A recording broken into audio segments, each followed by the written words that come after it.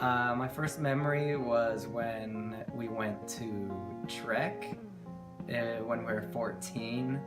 I remember on the drive home in the bus, she made me a little bracelet, and I thought that was really cool. So that same time on Trek, she said, when she made me that bracelet, she said that she thought I was really cute and that she liked me, but we were just super young and I wasn't super interested. I was just kind of wanting to do my own thing still and just be with my friends. And then from there, I think she always had a crush on me. So our first kiss, I think we were 15, and it was our sophomore year, around February or March, around President's Day. And I was in her friend's Holly's basement, and I remember we were watching How to Train Your Dragon, just on the couch, and I got super nervous and really scared, but I knew I liked her so much, so I just leaned over and kissed her. Our sophomore year, the first part I wasn't super interested in her, and I don't know, and then she started dating some other guy, and I got super jealous, and I was really mad that I hadn't done anything before that. So I was just kind of waiting around, waiting for them to break up. I knew they wouldn't last long. And then they broke up, and then that's when I kissed her. So when I first left on my mission, she would write me every week, and they would be super long letters, and I loved them, but I guess I wasn't super interested again. I was focused on my mission. I kept encouraging her to go on a mission, and then she left on a mission. We stopped writing every week. We would write maybe once a month and just see how each other were doing, just as like friends. It kind of went like that until I got home from my mission, and then I started dating other people, and for some reason I started writing Crystal again every week. Every week I would just give her an update on how I was doing and see what she was up to, and we just started talking again and becoming friends from there. And then as that went on, I realized that I really wanted to be with Crystal. I wanted her to be my girlfriend, but I couldn't tell her that. She was on a mission, and then I had to keep dating other girls, but nothing was working out. But I would stay in contact with her friend Chloe. I would always call her to hang out. I would tell her how I was doing, see what she was up to, just to keep that connection with her best friend. So it wasn't awkward when she got home. And I remember I wrote her this handwritten letter like 2 or 3 months before she got home, because her best friend Elsa was going to the same mission. So I'm like, oh, I think a good opportunity to write her a letter. So I kind of wrote her a letter explaining my feelings to her, how I still was thinking about her. I didn't tell her we should date, but I told her we should see where things go. And I remember I was super nervous writing that. And then Elsa took it on her mission and lost it. So I'm like, oh, well, I kind of felt relieved about that. And then a few months later, she found it and gave it to Crystal, and then Crystal wrote me back. Again, I was talking to her friend Chloe. She said that Crystal was awesome and that was so good to see her, but she was like super overwhelmed and stressed, and like, so I kind of like laid off for a little bit, just because I knew I was gonna see her on Thursday at her house. So I was kind of freaking out. I really wanted to talk to her, but I didn't want to stress her out or overwhelm her with anything. So yeah, we went there on Thursday, and I remember just being so nervous driving down there. I was with her friend Chloe, and then I brought my friend James just for moral support. But yeah, I was super scared and nervous to see her again, but I remember opening the door, or she opened the door and I saw her, and we just gave each other a huge hug. And it just felt so right, felt like we hadn't even been apart from each other for that long. It was really cool to see her again. And I didn't tell her that right then, but I really had strong feelings for her when I saw her that first time at her house. So she got home that Thursday, and I asked her what she was doing the following Tuesday, which was Valentine's Day.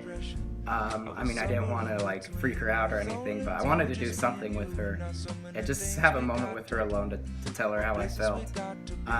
So that same friend friend James, his girlfriend, he wanted to do a really nice Valentine's dinner for her. So I decided to ask Crystal to help me make dinner for them, make an Italian dinner. So we dressed up super nice. She was in a dress, I was in a suit, and we kind of acted like waitresses or waiters for them for their fancy dinner at my house. And I just remember super awesome to be with Crystal again, just alone with her. It was like really low key, really relaxed, but we made the dinner. It was super fun.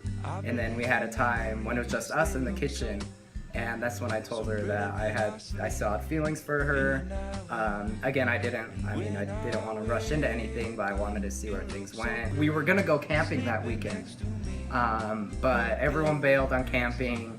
So we're like, well, we still want to do something this weekend. So I was like, why don't we go to Santa Barbara? My brother lives down there, and we had a place to stay and free food. So we're like, well, let's go to the beach. Let's go to Santa Barbara. So we just decided then on the Thursday that we would drive out in a few hours to go out to Santa Barbara to spend the weekend with my brother and his wife and my nephew. And just out of nowhere, we decided to go down. I remember just how natural it felt on that trip, being together 24/7, just being together the whole trip, and just feeling so natural and normal around her and with her with my family, that I knew that she was the one that I was supposed to marry, that I was supposed to be with her. I had my friend text me, and I changed his name to the lady we bought the ring from, and I told him to tell me that the ring wouldn't be here for a few more weeks, so she wasn't expecting it.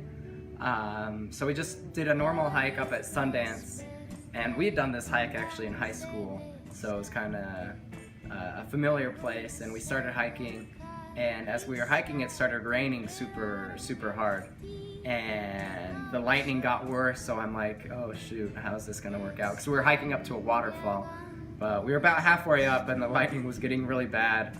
So we were thinking that we should turn back. So we were about to turn around, and then I just told her, hold on, I gotta get something out of my backpack real quick. So I pulled the ring out of my backpack, and I asked her to marry me. And it was super awesome in the rain and the lightning, and we were kind of freaking out because the lightning was pretty bad, so we had to sprint back down to the car.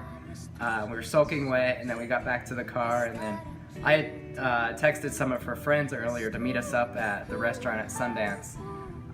So we ate dinner up at the restaurant with some of her friends.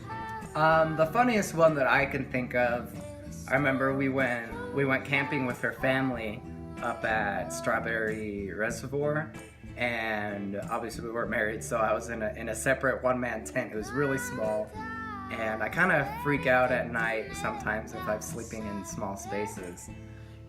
So I guess I woke up screaming and woke up her brother and his wife, and then his brother's wife was like, maybe you should go check on Matt, see if he's okay.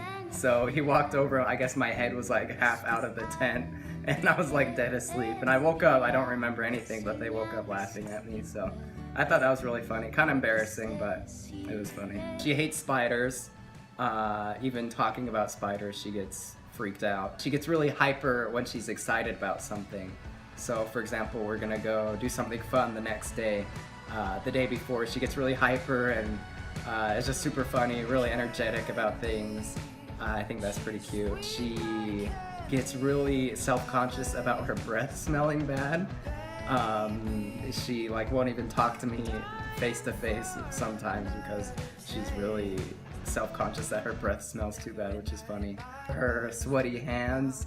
She hates when her hands are sweaty, but when they're really dry, it's even worse. She goes like this with her hands and her like little dinosaur hands. It's really funny. She gets scared of my dog sometimes, Elliot. She claims, I haven't seen it, but she claims when she is alone, like she gets like left out like in the house. She's like the last one to leave the house, that Elliot chases her. I've yet to see it, but that's what she says. And the thing I'm most excited for is living together with my best friend. Crystal, you're my best friend. I love you so much. We talked about this before, how we're getting kind of sick of having roommates, and we're excited just to be together with each other and get to share lives together. I can't wait to just share everything with you and to be able to progress together now. We've kind of been separate, kind of living our separate lives, but I'm super excited to have someone to share my life with and be together with for eternity. We were standing at the foot of a path. I had to go back, I had to go back. I chose to travel as a lonely man. So much that I lack, so much that I lack. I'm always wishing I was walking that road. Something I hope, something I hope. I took it with me.